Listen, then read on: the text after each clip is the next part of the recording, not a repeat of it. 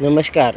आज मांडवगण फराटा येथून महादेवाची जी कावड आहे ती शिंगणापूर येथे जात असताना त्या कावडीच्या मिरवणुकीच्या वेळी संबंधित गुलाल टाकणारे जे आहेत यांनी गंजडे दारुडे असल्यासारखे लोकांना कोणत्याही प्रकारचा विचार लोकांच्या आरोग्याचा न करता त्यांच्या डोळ्यावरती गुलाल मारला, तोंडावरती मारला आणि त्यामुळे मात्र डोळ्याला हा आगाग होणं, जळजळ होणं असा त्रास होतो आणि केमिकल युक्त गुलाल हा सध्या बाजारपेठेमध्ये उपलब्ध असतो.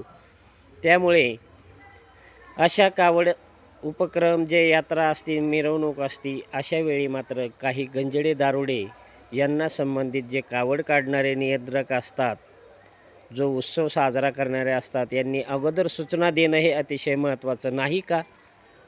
तसेच संबंधित कावड जी असते त्यावेळी मात्र ज्याला गुलाल लावायचा आहे, बाजूला उभे राहणारे यांच्याही डोळ्यावरती गुलाल हा मारण्यात येतो. लोक ती कावड उत्सव पाहत असतात आणि अशा वेळी मात्र आता आपण सध्या पाहत आहोत या गावातून ही कावड शिंगणापूर या देवस्थानच्या मार्गस्थ झालेले आहे. परंतु या ठिकाणी आपण पहिल्या व्हिडिओमध्ये पाहिलं की त्यांची शूटिंग ही चांगल्या प्रकारची करत असतानाही त्यांच्या ज्या कावडीची शूटिंग करत असताना त्यांनी इतक्या जोरामध्ये डोळ्यावरती गुलाल मारला की तो डोळ्यात गेल्यानंतर खूप काही प्रमाणात जळजळ होणं, आगाग होणं हा त्रास होत असतो. कमीत कमी मीडियाची शूटिंग करणाऱ्यांची तरी जाणीव ठेवा. तसेच आपली कावड पाहत असणाऱ्या भक्तांची बी जाणीव ठेवा, जेणेकरून आपला हा फेकल्या जाणारा गुलाल हा एखाद्याचे डोळे घालवू शकतो. याचा थोडासा विचार करा आणि आपल्याला गुलाल खरंच जर फेकायचा असेल तर आपल्या डोळ्यावरती अगोदर जोरात मारून घ्या आणि मग दुसऱ्यांच्या डोळ्यावरती मारा.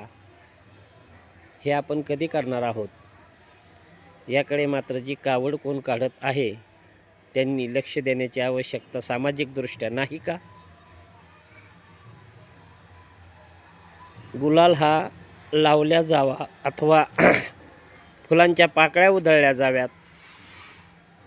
असे असताना मात्र गुलाल हा डोळ्यावरती मारणं हे कितपत योग्य आहे आणि याचा त्रास मात्र हा खूप प्रमाणात होतो. याची जाणीव ही गुलाल फेकणाऱ्याला होणार आहे का?